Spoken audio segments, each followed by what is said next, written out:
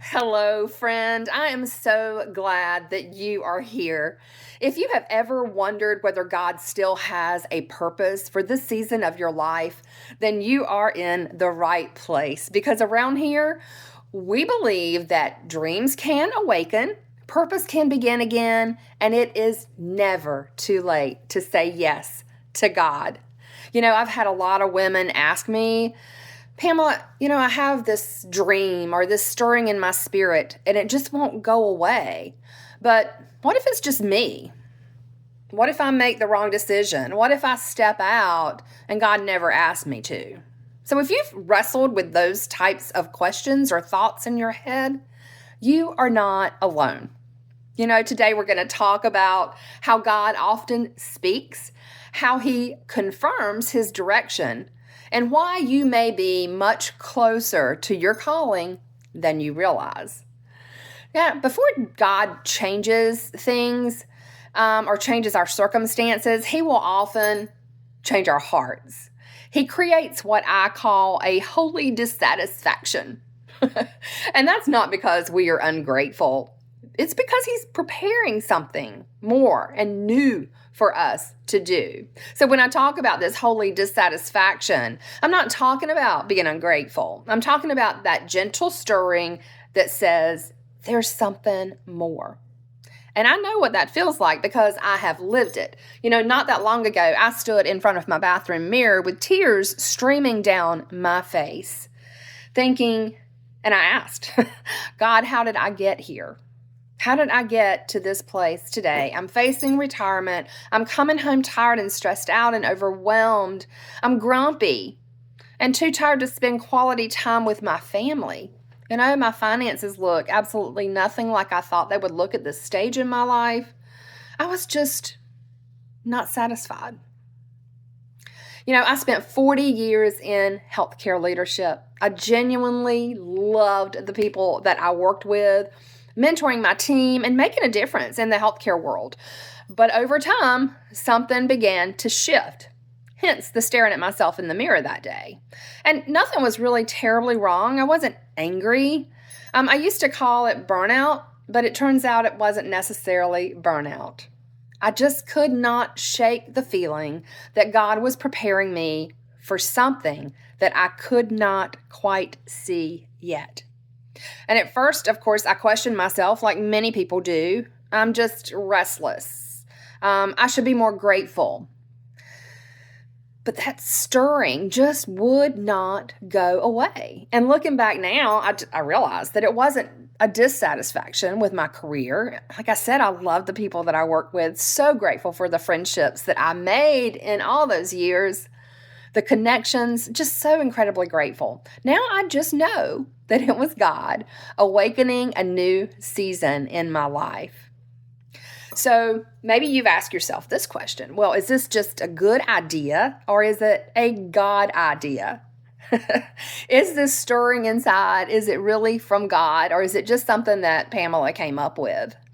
Here are a few indicators that I have learned asking myself these questions have helped me to gain clarity and to find peace with taking that next faithful step.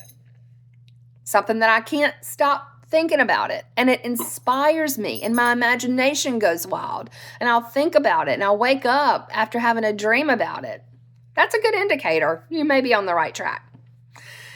Number 2, it can feel impossible to accomplish on my own. And that's the way it should be.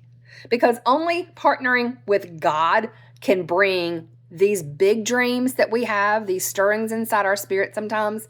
Only God, only with God can these come to fruition. So even when I get fearful and think about, oh my goodness, how is this going to happen? Because Satan's going to come and try to steal, kill, and destroy this dream because he doesn't want you to make it come to fruition. He doesn't want you to take that next faithful step. He wants to steal it away. So even with those fears and even with the lies that you're told, you still think about it. The next thing, not everyone gets excited about it. And I just want to put a little caution, disclaimer out there. Not everybody should know about it. This is something that you should talk to God about and people that you trust about, because not everybody is going to get it. And, even people that love you, they may become your biggest naysayers about it. So let's just be careful about that dream and who you share it with, but don't let it go. You talk to God about it. You talk to somebody that you trust about it. Do not let it go. Hannah already said this, Satan is going to come to try and steal and kill and destroy this dream. So just be cautious, but it is a good indicator if that happens, that you're on the right track. Your desire is just going to keep growing because there was a seed that was planted. You keep growing in anticipation of how it is all going to work out. The direction of your life, just like mine did that day in the mirror, is starting to change. Another great indicator. Now, when you have a big dream, a lot of women feel guilty for wanting something that big. I have heard Terry Saville Foy say so many times, and I just love her, a God-sized dream almost always requires a God-sized faith.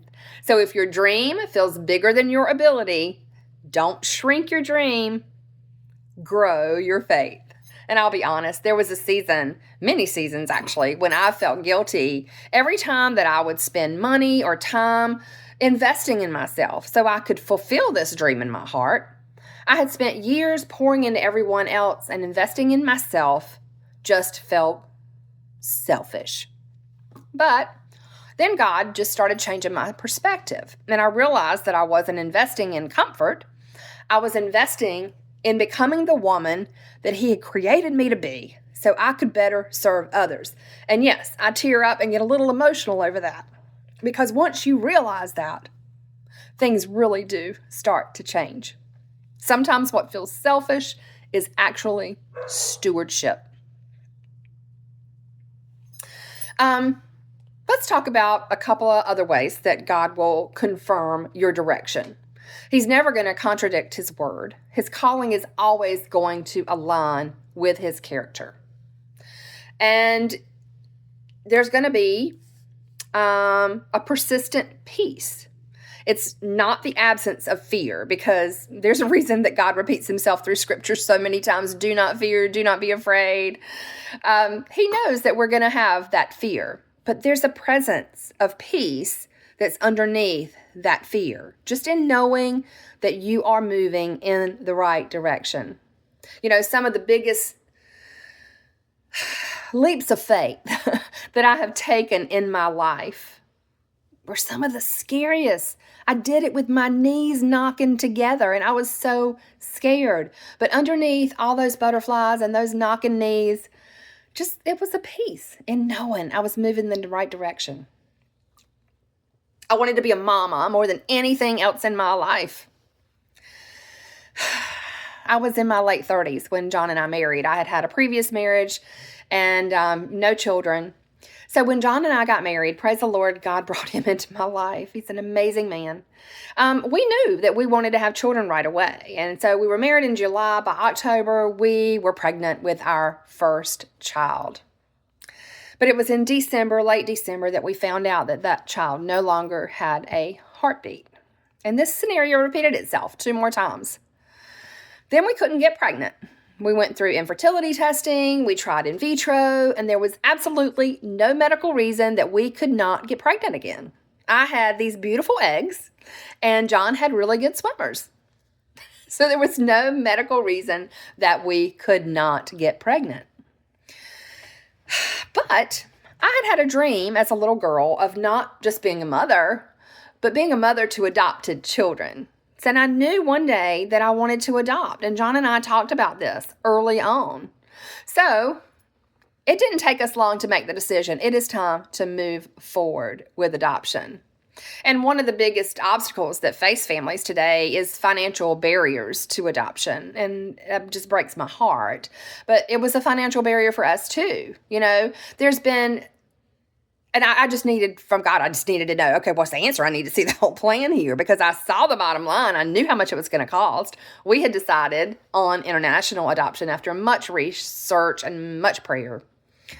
So this was one of those moments that I said, God, I need the whole plan.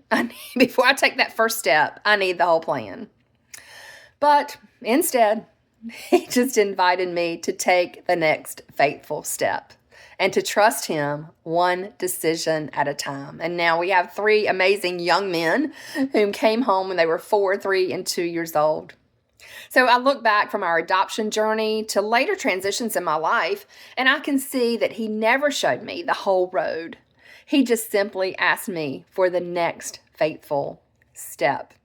Y'all, I've created something. It's called Awaken Your Next Yes, because I know how difficult it can be to discern God's voice when you have spent so many years taking care of everyone else. It's hard to find a way off that hamster wheel. I have 3 complimentary one-on-one coaching sessions. We'll pray together. We'll uncover the dreams that God may be awakening in your heart. And I'm going to help you identify what your next faithful step might look like. If that sounds like exactly what you've been praying for, I would absolutely love to walk alongside you in this journey. Just go to the description in this video and you're going to see a link. It'll take you to an application, just a few short questions, and then I will send you my calendar and we'll get those sessions signed up and get started. I can hardly wait. So just remember in closing here, God rarely asks us to have the whole plan in place. He just simply invites us to trust him with our next faithful yes. Until next time, keep walking with him. You know, I would absolutely love to hear from you. What is one dream or one stirring in your heart that you just cannot seem to let go of? If you'll just leave that in the comments, I would absolutely love to pray for you.